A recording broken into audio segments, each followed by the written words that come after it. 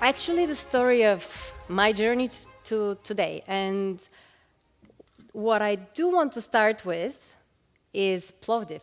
I am originally from Plovdiv, and for all the Bulgarians in the room, you'll know that a person originally from Plovdiv never omits an opportunity to advertise the wonderful city of Plovdiv, which I will do. And for all of our international guests and all of our Bulgarian guests, please come to Plovdiv next year. Plovdiv is going to be the European Capital of Culture in 2019. So thank you for indulging me in this free advertising of my hometown. So I lived in Plovdiv until after high school, and actually at that time, if you had asked me, or if you had told me that I would be here today talking about women in digital, I would have laughed. Not about the women part, but about the digital part. So let me start with that. I never considered myself a digital person. In fact, I did not have a computer or a cell phone until my second year of university. I was never the person to be in the latest tech gadgets. I didn't do computer science, and back in high school, I would write my college application essays on paper, edit them on paper, and go to an internet cafe to type them up. So those of you growing up in the 90s probably can quite relate to that experience. In fact, I wanted to be an archaeologist. I wanted to travel the world, study the past, find undiscovered treasures. If you ask me today, I think it was a factor of growing 5 minutes walk away from this amazing Roman amphitheater and possibly watching too many Indiana Jones movies. It's probably the second part was a key factor as well. Now, my parents really indulged and encouraged my dreams. But they also did something very clever. They said, you can be absolutely anything you want to be, but just make sure you get into the best possible university that you can and get the best possible education that you can. Now, of course, my parents are very practical Bulgarian parents, and they also said this is within reason, as obviously Olympic medals in swimming were not on the horizon for me, so I had to kind of really think rationally about what my options are.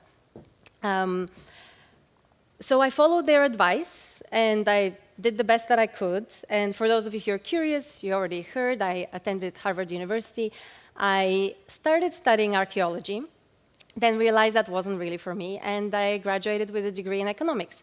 And during the time, I can't stress enough, I had no idea what I wanted to be when I grow up. I did an internship at the United Nations in Sri Lanka the year after the tsunami. The following year, I did an internship in investment banking in London. So rather than listing accomplishments, what I want to stress is I had no clear plan, and whatever plans I had were as far away from digital as you can imagine. Now probably on to the women part. That part I've always felt passionate about. I have always felt passionate about gender equality. And when I was 15 at the Plovdiv language school, I had to prepare a topic for an oral exam. And as I was researching topics, I came across a topic that fascinated me and infuriated me, and it was the glass ceiling, and the glass ceiling for women. What is particularly important to notice here is it was 1997. And to say that the choice of topic raised a few eyebrows among my classmates and among teachers is an understatement. I was quickly branded the school's feminist, which was meant as an insult, but I have been a proud one ever since. So where does this leave us? Yes, I have always been passionate about gender equality and gender issues, and no, I have not always considered myself a digital person. Fast forward to 2008. Something happened. Something very unexpected happened, which resulted from a very ordinary lunch with a friend of mine who had recently joined Google. I joined her at the Google office in London for a lunch, and that's when my life kind of took an unexpected turn. I was, of course, a fan of Google products at the time. I was an early adopter of Gmail and Google Maps. And again, I have to highlight it's mostly because my friends told me they're fantastic products, not because I was this natural early adopter of technology. At the time, I was working at one of the leading consulting firms, and when I told my friends there that I was considering applying for a job at Google, they applauded me as being brave and taking a risk for joining this unconventional, smallish company at the time. So this also shows how far the digital world has come in those last 10 years. No one would ever question or wonder about anyone joining the digital world these days. At the point when I applied for the job at Google, I had no experience in internet technology, digital advertising, sales, you name it. In fact, until about a week before the interview, I didn't have an idea of how Google made money. So I did have quite a lot of learning to do before my interviews. Luckily, the team at Google was looking for fast learners, dynamic thinkers, strategic thinkers, and they thought I fit the bill. And they weren't so worried about my lack of experience. So really, that lunch in this colorful office of this small, fast-growing company completely changed my career trajectory. One other thing that I should mention as well is that I was planning this Google job to be an adventure for a year or two before I go off to do my MBA and then go back to a more serious and traditional sector. Clearly, my plan didn't go to plan, and here I am 10 years later. Lately, I have been thinking about what has made me stay in this industry and at Google in particular, in kind of this fast-moving world. I never thought I would be with the same company for 10 years. And of course, the most obvious answer is the fantastic growth that the fast-paced innovation of this industry allows. I've had an opportunity to work across business development, strategy and operations, across a number of parts of the company, like YouTube, DoubleClick, AdWords. So I've really managed to pack a lot of experiences in the last 10 years. But really, professional growth is not enough to keep you in a company if you don't have the other elements. And I think we heard from various speakers earlier today about the people element. So if I have to reflect on what really keeps me going and what has made me stay where I am for the last 10 years, I think I can boil it down to 3 factors, and the ex-consultants in the room that will know that consultants always think in threes, so I had to come up with 3 reasons.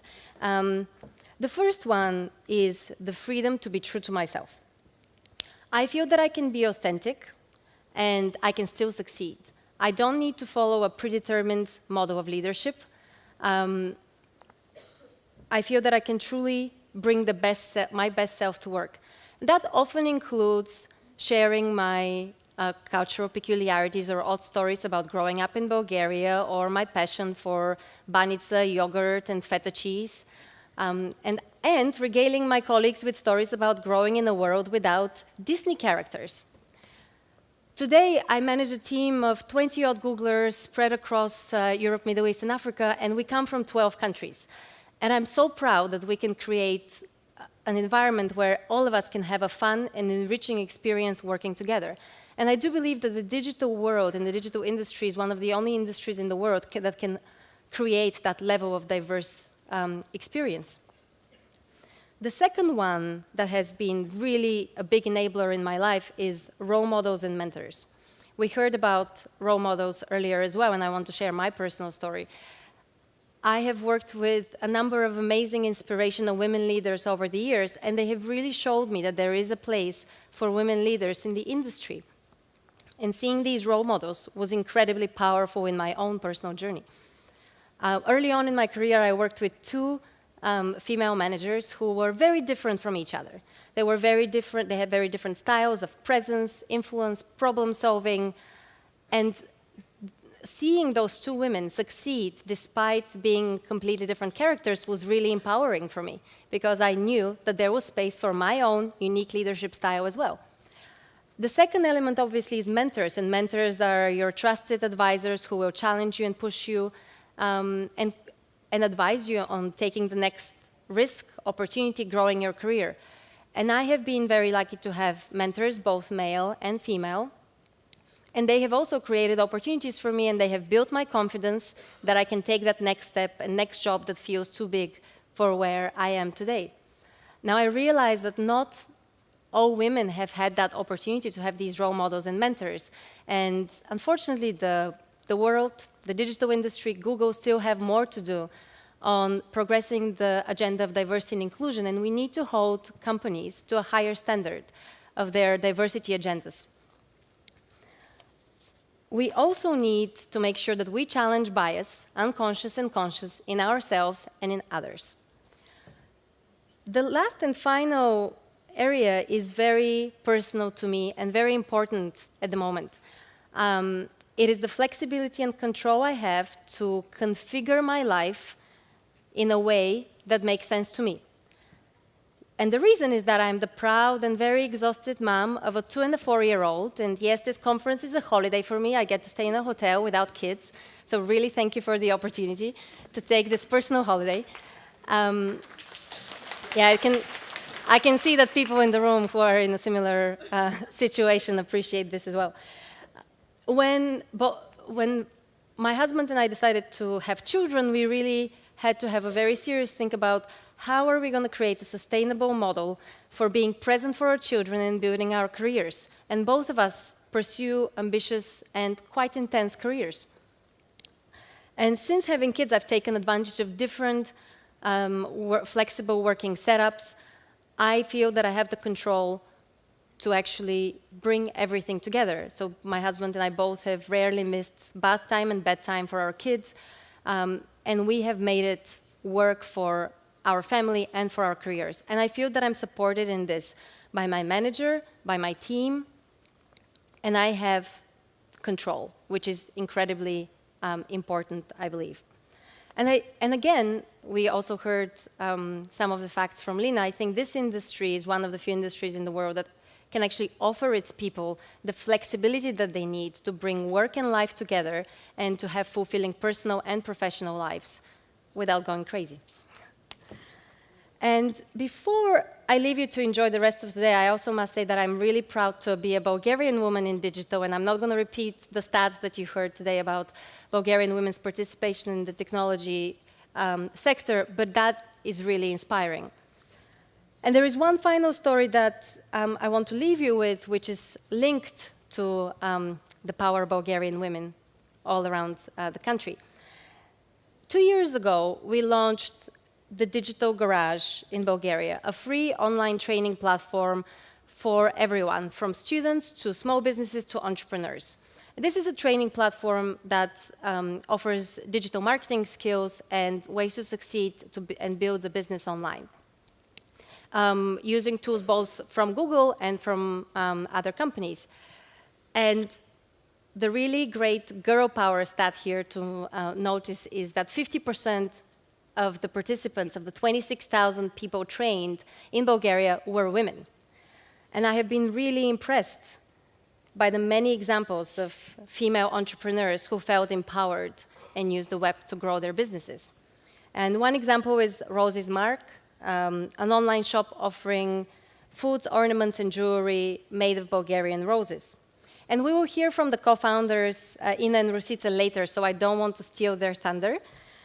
But it is companies like theirs that will help Bulgaria and Europe grow faster and further. And it is female role models like the co-founders who will help girls there to reach for the digital stars, if you will. And as I finish, I want to leave you with this thought. In my personal experience, the digital industry can be a wonderful place for everyone. And it is at the forefront of the agenda of diversity and inclusion. And I do believe that Bulgaria can be at the forefront of that movement as well. Thank you.